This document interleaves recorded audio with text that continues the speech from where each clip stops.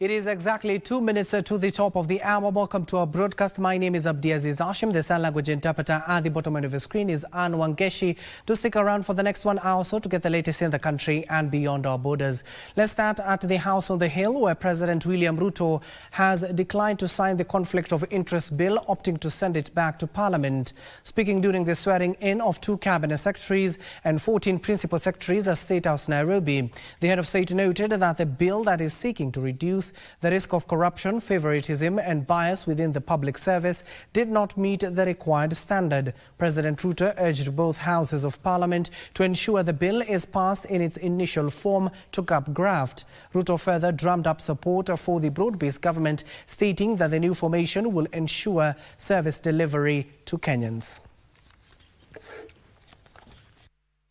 Anna Wendot Cheptumo being appointed a Cabinet Secretary of Kenya, being called on to exercise the functions of Principal Secretary, do swear that, except with the authority of the President.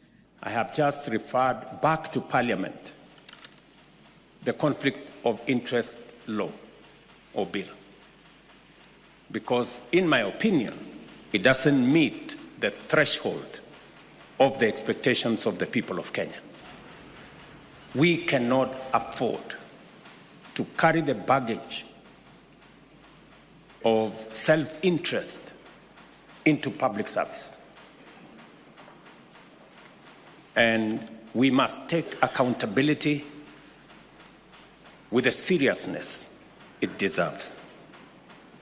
I expect both houses of Parliament to exercise leadership in making sure that we get a piece of law that will help us manage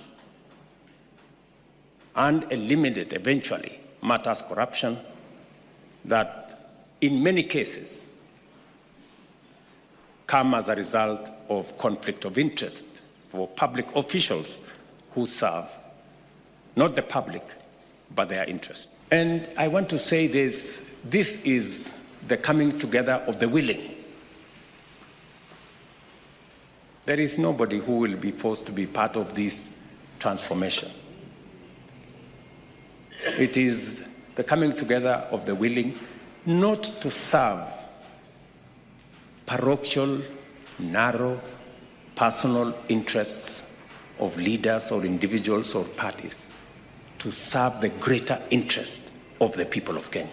That the difficult decisions this nation has always wanted to make and have not been made because of political expediency, I will make those decisions and pay the price if there is any to be paid. That somebody from not a very robust background from me becomes president. We must stay focused. There are so many noises, but we must keep our eyes on the ball.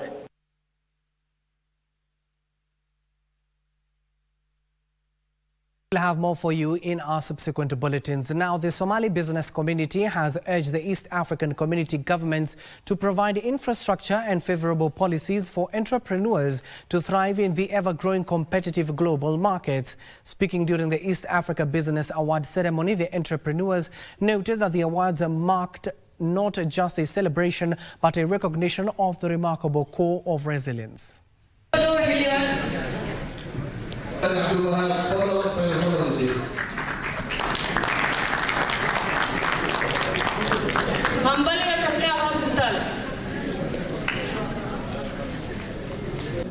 Is intended to encourage Somali businessmen and women, Somali entrepreneurship groups to continue their investment and their effort to use this platform to increase the level of investment that Somalia has been investing in the East Africa region. When you get the best business awards, opportunities for networking naturally come out of that. people get to know each other, people get to know the different industries, what they offer, the challenges they face, how they've overcome those challenges. And generally, it's an exchange of ideas, exchange of contacts. And whenever you require something, then there's people you've already met in events like this. The creation of this award is to bring the Somalis in East Africa together and to network. And as a community, it's always better to connect. So this is the first time that we have had this event for the Somalis coming from all around East Africa to join and to network and to celebrate the excellence of Somalis.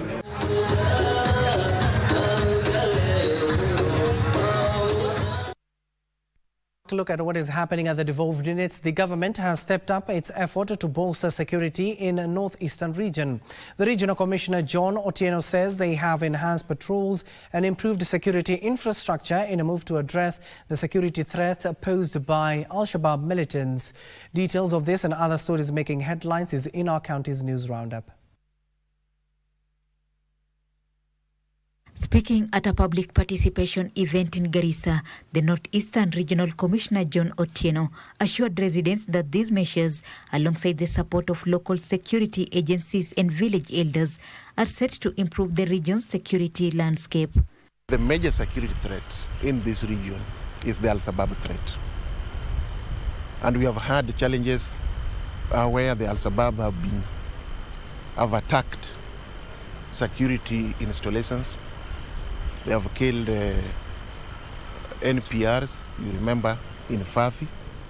And the national government, through the Ministry of Youth Affairs, Creative Economy and Sports, in collaboration with Kitui County Government, have signed an MOU which shall ensure construction of 800 million Kenya shillings worth 10,000-seater capacity stadium at Ithokwe in Kitui, in readiness for the 2025 Mashujaa Day celebrations, which will be hosted in the county.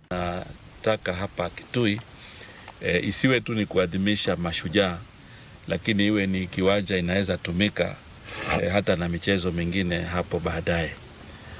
Kwa hivyo tutaijenga, itakuwa na canopy all round ili kuweza kuhimili yale matarajio ambayo yanastahili.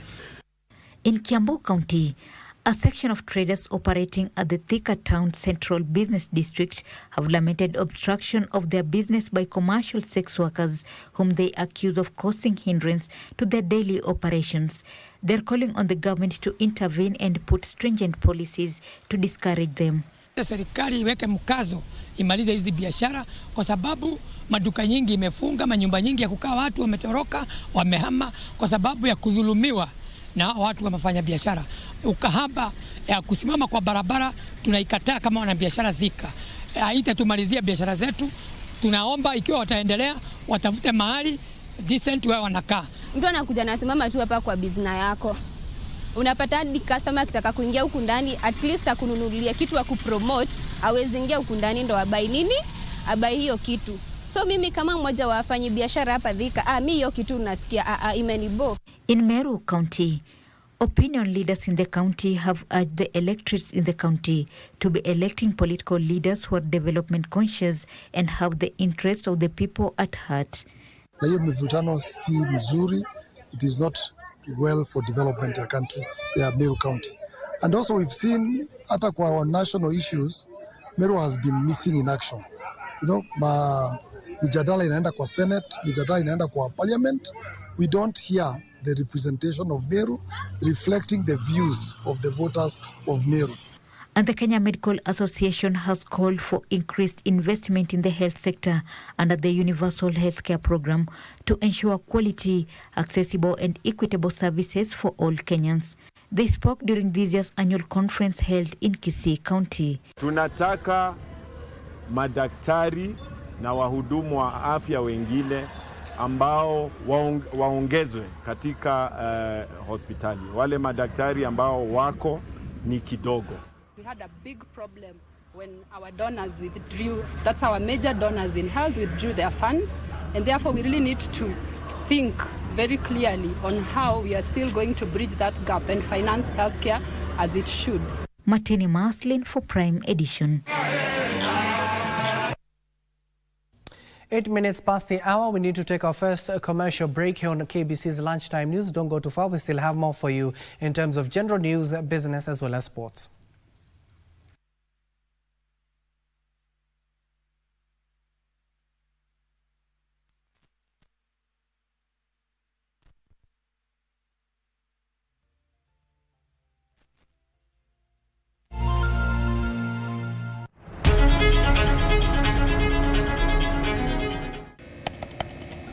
Technology has become a crucial part of our society. Without technological advancements, so much of our everyday lives would be drastically different. As technology develops, it strives to fulfill the changing needs of society. This means that technology exists to help us achieve the things that we wouldn't be able to achieve without it. Take on Tech looks at the advantages and downside of technological innovation in a world that is becoming increasingly dependent on new digital technologies. Every Monday at 10:30 p.m.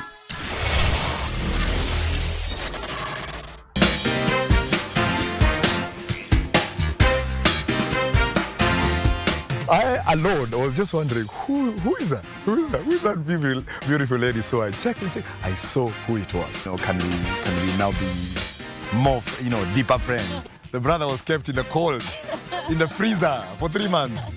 And here he is with a ring. And I was like, wow, okay. The dad was a tough man. The first conversation I had with him, do you know what he said? Hii mchezo ya panya na paka sitaki. He took his bakora and I was out of the house running for dear life. So I was there, I was ready, but I kind of didn't expect that. I love you even more than we first met. You are such a darling, such a good, caring husband.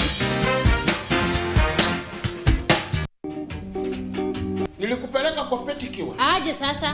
Nilikupeleka kwa massage. Wewe. Namuuliza maswali. Uliza maswali ya maana mzee. What are you talking? Maswali umemaliza. Ndio wacha ujinga kwa. Uliza maswali ambayo iko na adabu. Niko na adabu. Utanyamaza. Asira niko nayo kama mwanaume. Kama mwanaume. Wakapigana. Hapo nilijua nimeolewa na mwanaume. Hii. Asante. Sina ingine. Na wewe umesema. Mtu akushi huyu.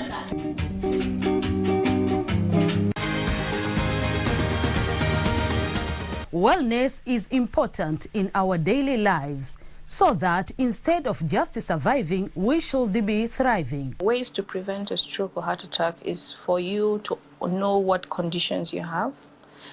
By regular checkup, people don't know they have hypertension, they don't know they have diabetes. I was pre-diabetic. I was afraid of getting lifestyle diseases because I come from a family that has lifestyle diseases. How do you know if your cough is due to a serious condition? We'll have some answers. Stay well and strive to make every day a healthy day.